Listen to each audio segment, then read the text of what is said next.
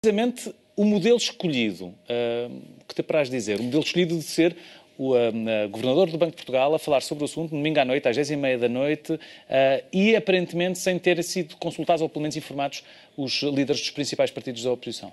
Eu somo com alguma palavra descaramento da parte do Governo. Descaramento e empurrar a responsabilidade para o Governador.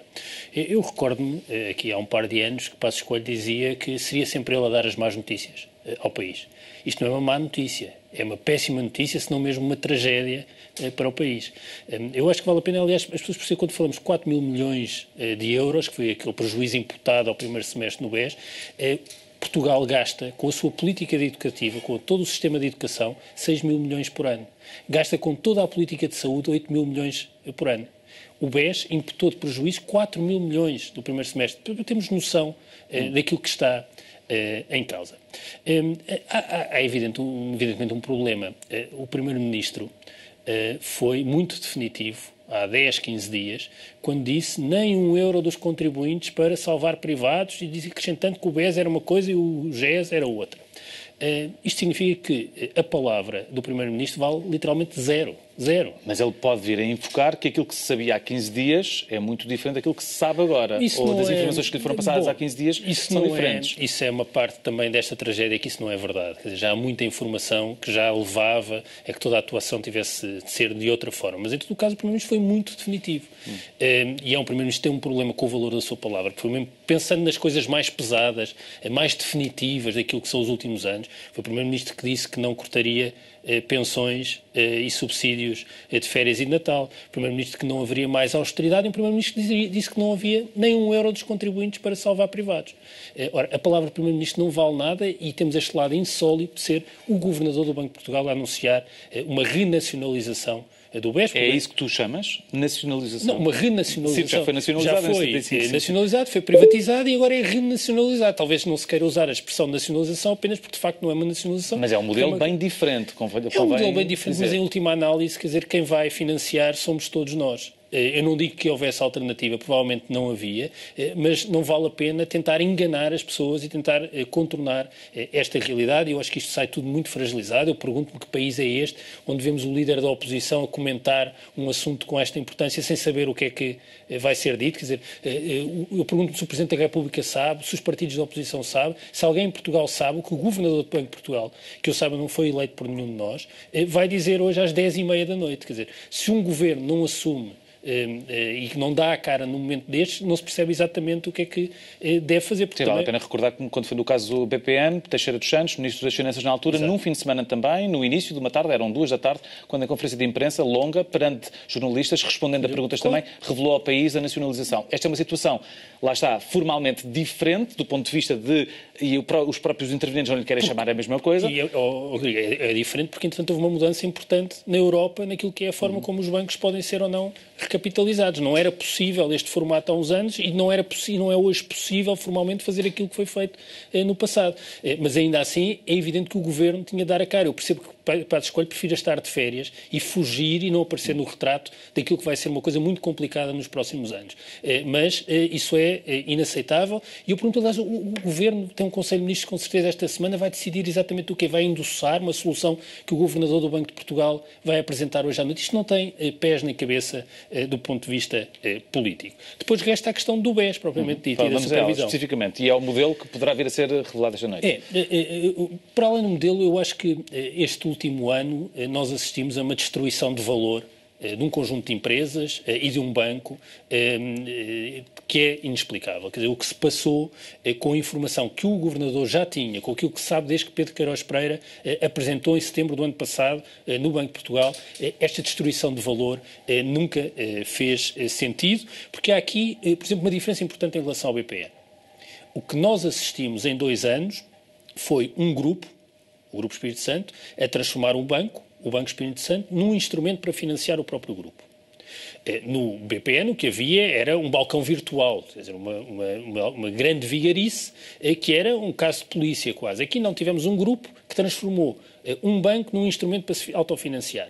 Isto aconteceu com os acionistas a ver, com os auditores a ver, com a Troika cá em Portugal a ver, com o Banco de Portugal a ver. E é espantoso que isto tenha acontecido.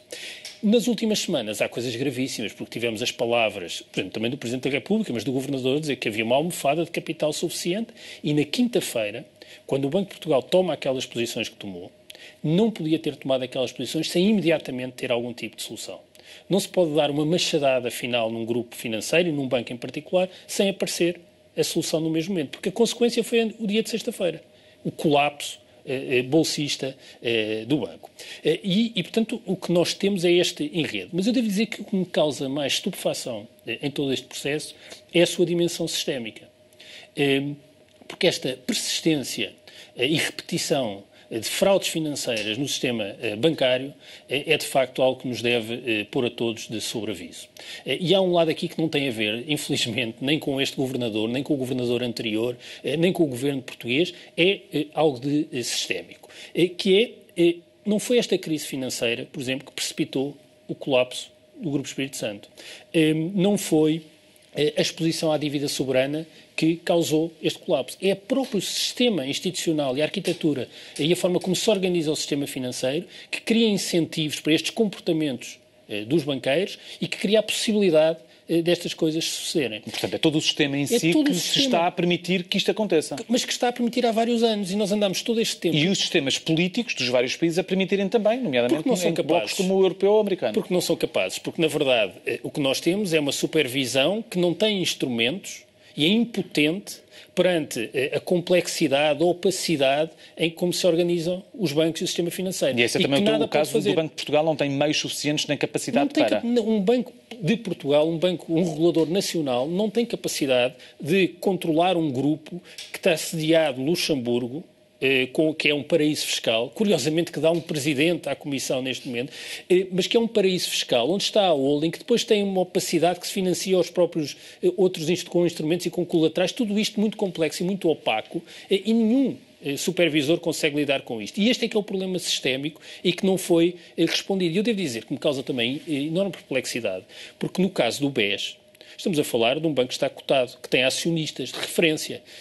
Como é que isto foi possível? Como é que os acionistas todos permitiram e não viram nada disto a acontecer? Como é que a empresa de auditoria, quer dizer, as empresas de auditoria têm de proteger os interesses dos acionistas? Por exemplo, agora o Banco de Portugal pretende perceber e investigar se o trabalho de auditoria que a KPMG fez no BES foi suficiente. Não foi, não é? Porque, na verdade, a empresa de auditoria quer dizer, considerou credíveis contas que estavam falseadas. Mas os auditores também dizem que não são os polícias.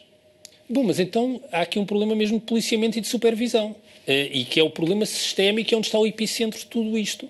E enquanto isto não for respondido e tratado, e não é certamente em Portugal, é ao nível europeu, vamos continuar a ser surpreendidos todas as semanas ou todos os 15 dias com escândalos financeiros no sistema bancário, seja em Portugal, seja os bancos que manipulam, os consórcios bancários que manipularam a Libor no Reino Unido, seja nos Estados Unidos, quer dizer, vamos estar sempre permeáveis a tudo isto. O que é que vai os próximos passos e esta divisão entre bom banco e mau banco?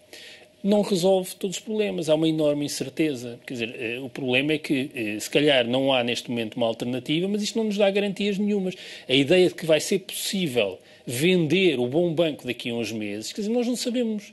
Já ouvimos esta história.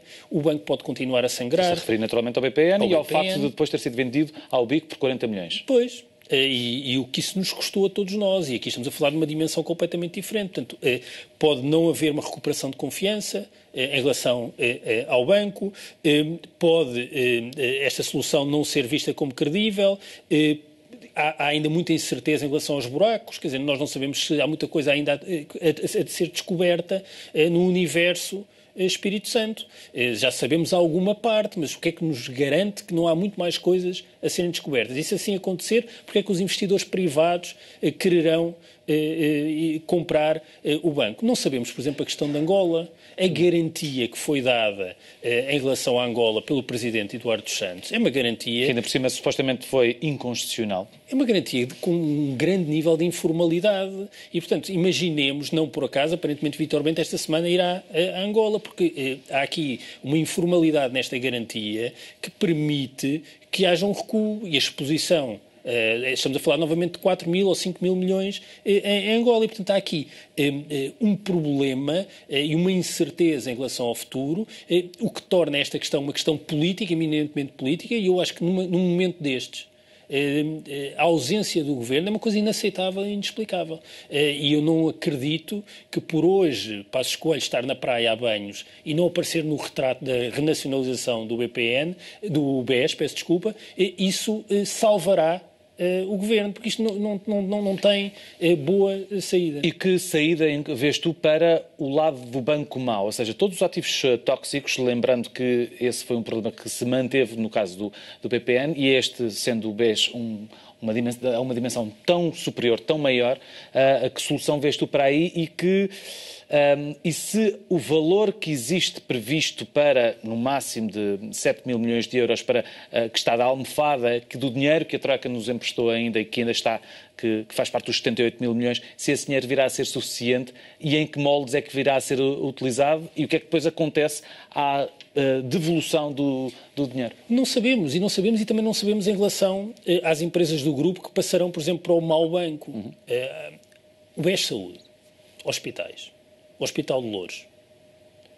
Se houver um problema sério de tesouraria no Hospital de Loures, o Estado não será chamado a recorrer ao Hospital de Loures.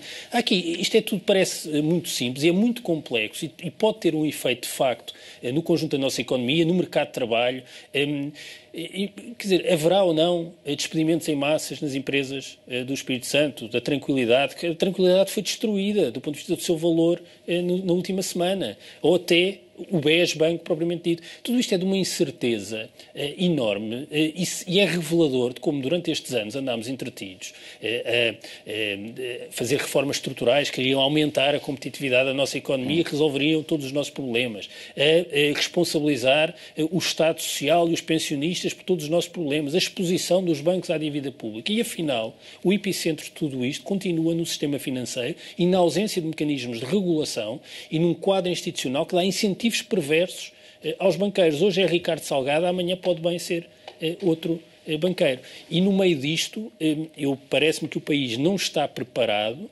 e o regime não está preparado para outro caso BPN, mas com uma escala completamente diferente. E neste momento o que nós precisávamos era que os responsáveis políticos dessem a cara e também tivessem uma palavra de confiança. E deixar isto ao Governador do Banco de Portugal é um sintoma de fragilidade do sistema político e que não me vejo que não possa ter custos. Numa altura em que ainda se teme que a procissão vá no adro, o PCP quer a criação de uma comissão de inquérito para apurar responsabilidades. Como é que... Quer dizer, é uma daquelas manobras parlamentares que... Não serve para nada? Não, quer dizer... Bem, a comissão de inquérito ao caso BPN também... Mas serviu para criar um protagonista que foi Nuno Melo, que foi uma espécie de grande inquisidor, e por acaso é curioso que tenha andado silencioso nos últimos dias. Não é por aí que se vai resolver, quer dizer, nós precisamos de uma resposta europeia séria à questão da supervisão e precisamos de dotar o supervisor de mecanismos que não tem e mesmo tendo em conta aqueles que teve, eu não consigo compreender, repito, o último aumento de capital do BES, acho que foi uma coisa irresponsável, porque obrigou ao próprio banco e ao grupo a destruir o seu valor para acompanhar o aumento de capital. Já não devia ter acontecido naquelas condições. A administração não devia ter estado em funções até meados de julho. Tudo isto devia ter sido resolvido muito tempo antes, mas ainda assim há um problema sistémico de insuficiência e de incapacidade dos mecanismos de supervisão e de regulação. E a procissão ainda vai mesmo no adro, como tu dizias. O que é que acreditas que vai acontecer amanhã? Não sei.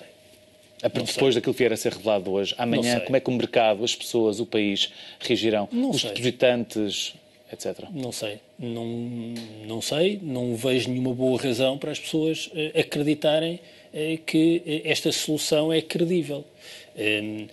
Como nas semanas anteriores, os mercados reagiram perante incentivos que foram sendo dados e que não faziam sentido, em particular na sexta-feira.